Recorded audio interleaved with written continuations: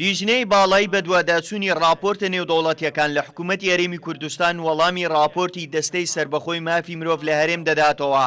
ڕاشی دەگەنێت لە ماوەیەکی نزیکدا وەڵامی راپۆرتی وەزارەتی دەرەوەی ئەمریکا دەدەنەوە. لە کۆنگرێکی ڕۆژنامەیدا سەرۆکی لیژنەی بە دوواداچوون ڕایگەیاند ئەوان لەگەڵ چەندین خاڵی ئەو راپۆرتەی دەستەی مافی مرۆڤ ناکۆکن.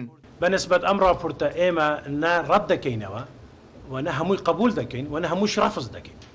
وانە تو ناتوانانی راپۆرتێکی دەستگایەکی معنی بە تەواوی ڕەدی بکەیەوە وان بە تەواوی قبولی بکەیت. قەناعەتە نەبێت ئەم بابەتە وانە کە 100% یعنی پرۆسەیەکە.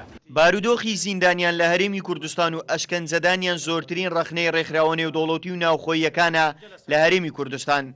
سەرۆکی لیژنەکە ڕای دەگەێنێت تا ئێستا چەندین لێپرسرا و سزا دراون و ئەوان بەردەوام دەبن لە بەدواداچوون. بەپێ ئەم یاسا هەر کەسێک ئشکەنجەی زیندانیەکان بکات و ئەمە یاساکە ئشکەنجەدان بە هەموو شێوە قەدەغە کراوە.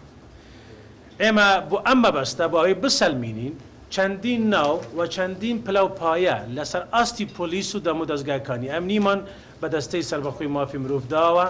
راپۆرتی لیژنەی باڵای بە دوواداچوونی راپۆرتە نێودەوڵەتیەکان باسی لە بارودۆخی ژنان و منداڵان و کرێکاران و ڕۆژنامە نووسان و کەم ئەندامان و کەمەنەتەوەکان و تەندروستی و پەروەردە لە هەرێمی کوردستان کردووە. چەندین ئاماریشی خستۆتە ڕوو. هاوکار عەبدوڕەحمان، کورسات نیوز، هەولێر.